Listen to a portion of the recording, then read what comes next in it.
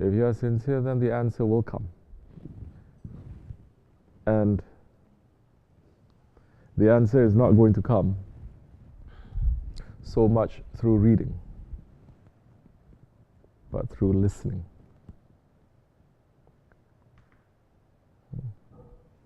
It is, I don't want to use such intellectual terms, smart terms, but it is ironic that the first commandment in the Quran Karim, it is to read. But the Quran itself was not read. Correct? What was the Quran? It was spoken and it was heard.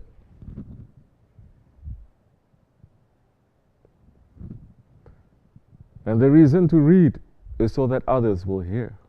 The reason to read, to recite, is so that you will know.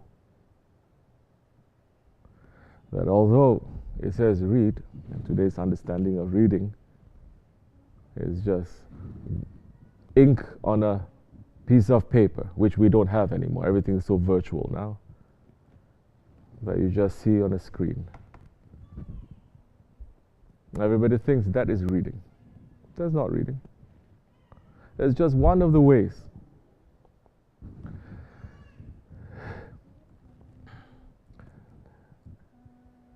You can also read a person through his expressions, through his body language.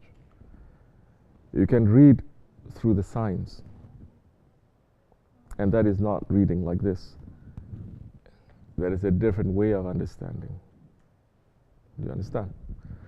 That although the Quran is saying read, and today's emphasis, east and west, north and south, is read. You must learn how to read. Everyone must go to school, go to college, learn how to read.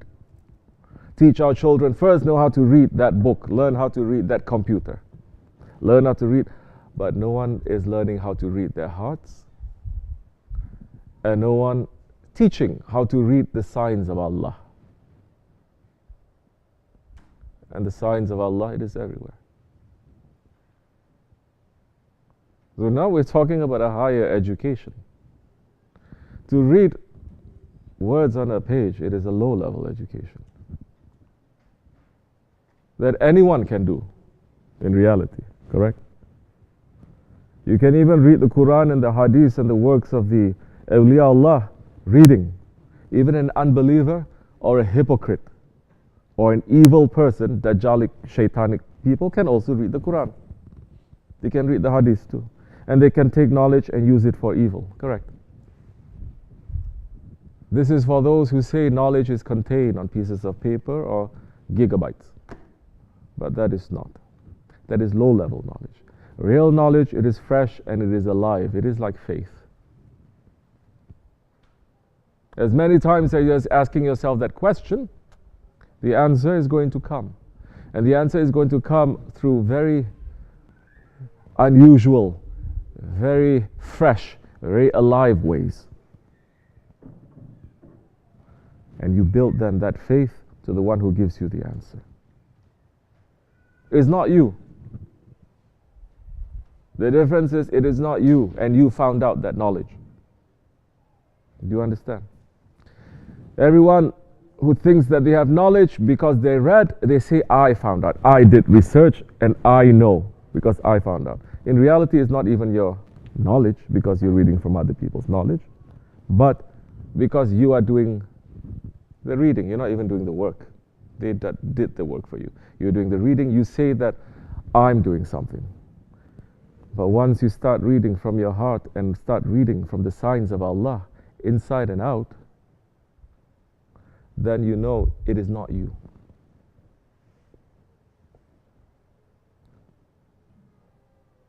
And each understanding, you're going to say, Subhanallah. Each understanding, you're going to understand how much you were in ghaflat from before, how much you were veiled from before, that the answer is right there in front of your face. But because of you and your own ignorance and your ego, you put that satr, that veil between you and the answer, between you and Allah. You stop blaming other people. You stop blaming the world. You stop blaming anything. You stop blaming Allah. So the sincerity is important. Reading it is important. But at the same time, the Quran Karim, it says read, but the Quran, it is also called the recitation. Meaning, when something is recited, you don't read. When something is recited, you listen. You listen. And that is a skill that is lost in these days. Just to sit and to listen properly. It is so important, listening, that it became part of the Jummah prayers. To listen to the khutbah. It is so important to listen properly that the Holy Prophet ﷺ is saying in the Jummah khutbah, it is forbidden for anyone to speak. If you speak, all your blessings for the Jummah will be wiped away. Even if you are speaking to tell another person to stop speaking. Just to listen. It is so important that it becomes part of our faith, really. When you start listening and you stop speaking, you're going to find the answers. Meaning you step on your ego a little bit. These days, people, they speak. We're taught to talk and to speak from a very young age instead of to listen and to observe, starting from the kids. You have to speak up, you have to talk, you have to tell them to observe. And believe me, the children, they observe more than the parents do, than the adults do. Because when they first come out, until they say 2, 3 years old, they don't know language. Meaning they don't understand language. Language, verbal language, they don't understand. What they can, that's why the baby can understand Russian, can understand Turkish, correct? Can understand Chinese, can understand English, can understand any language. The babies in that state, they know every language. But it is not the language that they're understanding. They're understanding everything else. What the mother says, how she says it, with what energy she says, how her body language is, everything that is there. Same thing with the father, same thing with the world. And they're observing very well. We lost that. We should come back to that. Learning how to learn, learning how to listen. And if you're busy 24 hours, this modern lifestyle is sucking us. 9 to 5, especially in America, where they say just to make your mortgage, you have to work like a slave. Because in reality, you become slaves to the system, slave to capitalism. You have that credit card. Now your whole life is just you working to pay up that credit card. So you don't have time. And you're slave to the system, you're slave to the trappings of the system. They say, now you have a house, you must get 2 cars. Now you have this, you must get not only TV, you need to get dish network. You need to get all these things that you don't in reality need, because if you only sit and stop and think a little bit, you understand that you don't need so much. People need to surround themselves with things because they don't have people. They don't have good people. When you have good people around you, you don't need things. You're going to invest your time not in a toy, not in your car. You're going to invest your time with people, with your family, with your brothers in faith. Then you're going to have time to spend with Allah subhanahu wa ta'ala and the Holy Prophet alayhi salatu wasalam. Of course you will.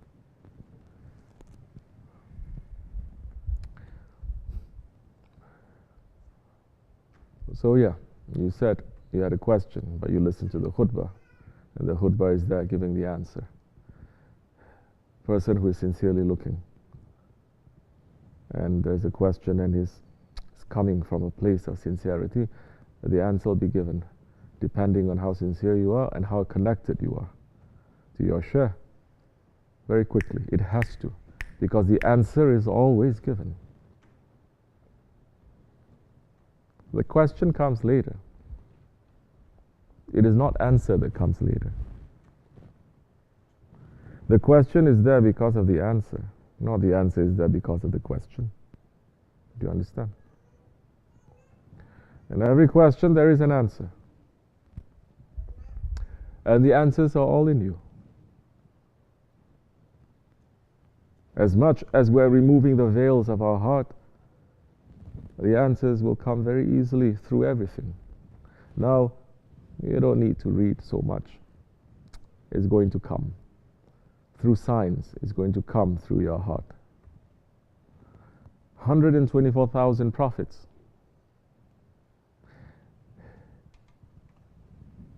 The answers came to their hearts through wahi, through divine inspiration. It is not through them studying so much. Those who are in their footsteps of those prophets, now they're concentrating on the heart, because the heart, it is the receptacle of getting the answers. So now you need to remove the rust, the dirtiness. You're going to sit and observe. You're going to listen to yourself. You're going to be observant of yourself. When I'm praying, where my heart is circling around to, why it's going there. When you're making a zikr, why it's going there. When you're sitting, you're listening, why it's going there. You start looking and observing yourself and understanding. You start analyzing yourself. Once you understand that little bit, how there are patterns of your behavior, because your ego is not unique. Everyone's ego is the same. The spirit is unique. So once you understand the patterns of your ego, you will find easy answers, because the patterns of the ego was what 124,000 prophets they have been dealing with. And they have been showing ways, thousands of ways, on how to deal with that. And the culmination of those ways, the Holy Prophet ﷺ bringing the best of the earlier prophets and what is revealed to him, we have that in front of us to take. But you got to start young. Even if you start a little bit older, it's okay. At least you start, but better to start young. And if you're immersing yourself in this society that is training you to become slaves to the system, it's very difficult. If you drowning in this kind of society that is going to teach you nothing but satisfaction of your ego, it is going to be difficult. I'm not saying it's impossible. For us, it is impossible, yes. But for the awliya Allah, it is very easy to pull us out from that mess if we are sincere. All of us were in, I don't know, maybe I'm speaking for myself, I was in a mess I never thought I would get out of until the awliya Allah, they pulled me. And I know that if I did by myself, by my own research and effort, I would never come to that place of safety. And if I did come to that place of safety, pretty soon my ego is going to fool me into saying, you did it because of you. No one else helped you. You did it. Oh, of course Allah, but you. So many, they fall out from the frying pan into the fire, not understanding, not realizing it. Inshallah, these are the things that our Seyh has been speaking about, concentrating on. These are the things that as children and as adults, we're pulling ourselves out from that life of disbelief, world of disbelief, whether it's personal or it's communal or it's in a national or international level. We pulled ourselves out from that. And we're trying to make a rhythm of life that is different from mainstream. A rhythm of life that will give you time to sit and to think and to reflect. A rhythm of life that will give you association and closeness with the friends of Allah and your brothers of faith. So in your reflection, you look at a polished mirror. You don't look at a mirror that is distorted. We are weak servants. We're asking Allah to make us to be strong, inshallah. And we are thanking Him and thanking our Prophet ﷺ and our Shaykh. May Allah raise their stations higher. Wa min Allahu tawfiq. Al-Fatiha.